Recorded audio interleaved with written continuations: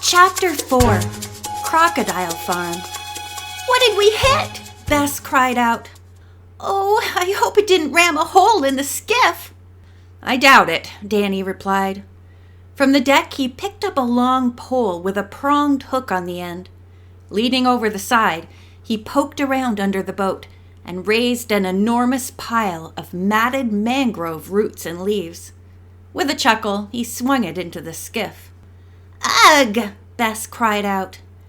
What are all those crawly things in there? Crocodile food, Danny said, and handed her a tin can. Pick them up and drop them in this. George laughed. You asked the wrong person, Danny. Bess hates that kind of thing. You bet I do, Bess said, pulling her knees up to her chin. Nancy took the can, and she and George scooped up the small marine creatures. Some of them were no longer than a half-inch. Nancy remarked, a crocodile would have to eat 1,000,000 of these to get even half a meal. That would do for a snack, Danny agreed. Then he made sure the outboard motor was not clogged. Fortunately, the green mass had come up in one big lump, and he was able to back the skiff away from the quay. George threw the leaves and roots far out, and once more the boat headed for Crocodile Island. The water was very shallow, and sand dunes stuck up here and there. Once in a while, the skiff ran through an area where the water was dark green in color. These channels run quite deep, Danny explained. Larger craft can travel only in these, whereas a flat-bottomed boat like ours can go anywhere on the bay. A few minutes later, he pointed to their left, where a series of tall, stout poles protruded from the water. Many had small cottages on top. I've never seen anything like this before, Bess stated. Are they summer homes? Danny nodded. Right. They're weekend retreats. The owners like to get away from the city. Out here there are a lot of interesting things to see, and many birds. But not noise except from the boat motors. What about the poles with nothing on top? George asked. The houses they supported were blown away in hurricanes, Danny explained. Bess shivered. I'd run at the first sight of a breeze if I lived in one of them. Danny laughed. I'm sure people don't stay and wait for the storm. An hour later, he reached another quay. It was surrounded by a line of mangroves. As they drew closer, the girls saw stakes driven into the water, forming a fence. It stretched as far as they could see. Here and there, warning signs were posted. Crocodile Farm, no trespassing under penalty of the law. So this is Crocodile Island, George remarked. Just then, Nancy noticed 2 bright spots in the water behind the fence. What are those? She asked. Crocodile eyes, Danny told her. You see, these reptiles can stay completely underwater except for their eyes, which are raised high in their heads. Watch! He picked up the can of little marine creatures and tossed them toward the crocodile. Its great jaws rose and took in the food. Then the reptile swam away lazily. Bess, who had drawn her feet back on the deck, said, I see now why the owners put up this fence. They left enough water between it and the island so the crocodiles can enjoy themselves. Danny told her that this was the first time he had ever seen one of the creatures in this spot. Usually they're kept in pits and guarded carefully, he added. Where's the entrance to the island? Nancy questioned. On the far side of the quay. You girls are lucky. Today is a visiting day. There were several boats with tourists waiting to see Crocodile Island. A boardwalk ran from a small dock up through the mangrove trees to a partially open area.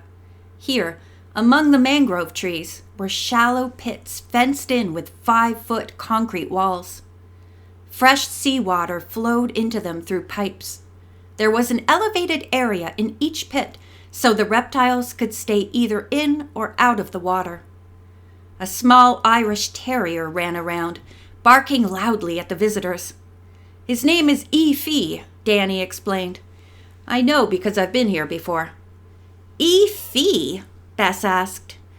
That's a strange name. It's Seminole for dog, Danny said. He has 6 toes on one front paw and likes to be the center of attention. He's always around on visiting days. The boy petted the little animal, and E-Fee licked his fingers. A guide asked the group to follow him and told them about the crocodiles. The youngest ones have a greenish cast with black markings, he said. The half-grown ones are olive green, and the senior citizens are all gray. They came to an enclosure with a 15-foot-long giant in it. This old fellow has to stay by himself, the guide said. He doesn't seem to get along with the others. Does anyone have any questions? Danny spoke up.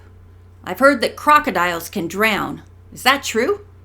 It sure is, the guide replied. Both alligators and crocodiles can stay underwater until the oxygen in their lungs is used up. Alligators longer than crocodiles. But finally, they both have to surface. How often do they have to come up? George asked. Oh, I'd say the crocs come up about once every hour. It depends on the water temperature. The warmer the water, the more often they have to breathe. In cold water, they can hibernate a lot longer. Do they have to surface to eat? A man inquired. Yes, they can seize their prey underwater because they have valves in the backs of their throats that close when they open their mouths, and the water can't flow into their lungs. But they have to stick their heads out to swallow. The group walked on, and Nancy asked the guide, What do you do with all these crocodiles? The Ecology Company sells them to various zoos and parks and even to the government, he replied. The government?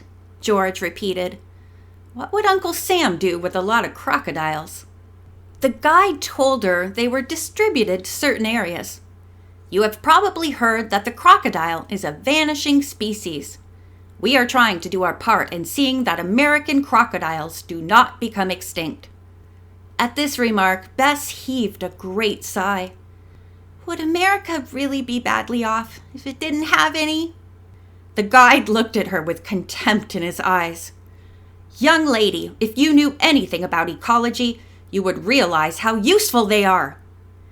Bess had no chance to reply because a loud bell rang. This is an alarm, the guide exclaimed. I must ask you to all get back to the dock as quickly as possible and leave the island. Why? Nancy asked, disappointed. Does it mean a crocodile is loose? It could be, the guide replied. Now please, ladies and gentlemen, return to your boats without delay. The tourists ran. Bess was one of the first, and the others, for once, had trouble keeping up with her. Just before they reached the skiff, a guard at the dock asked them if they had registered when they came in. No, we forgot, Danny said. I'll do it now. He hurried into a small office building and signed his name. Then he entered the girls' names as Anne Elizabeth and Jackie Boonton. When he came out again, they had already climbed into the skiff. A man in overalls approached the pirate, pulled out a camera and snapped their pictures, then hurried away and disappeared among the mangrove trees. Danny jumped into the skiff and pushed off. Why was that guy taking your pictures? He asked. Nancy looked concerned. I have no idea. He did it so fast we didn't have time to turn our backs or refuse. He didn't photograph any of the other visitors, George stated. He singled us out. For a reason. Nancy nodded. I'm sure the top men here realize who we are. Perhaps they wanted our picture to distribute to the members of the gang who haven't seen us yet. George frowned. This could mean we'll be harassed by all kinds of people wherever we go. I'm worried. So am I, Bess added. I think we should return to River Heights and get out of this whole dangerous mess. You don't mean that, Nancy exclaimed. Yes, I do. Nancy and George looked at the frightened girl. Finally, Nancy said, If that's what you want to do, Bess, go ahead. As for me, I'm staying right here and seeing this mystery through. So am I, George added. There was silence for several minutes. Then Bess gave in. You know perfectly well that I wouldn't run out on my friends. But I warn you to be careful. I know I'm not as brave as you are. I hate to get hurt. End of chapter 4.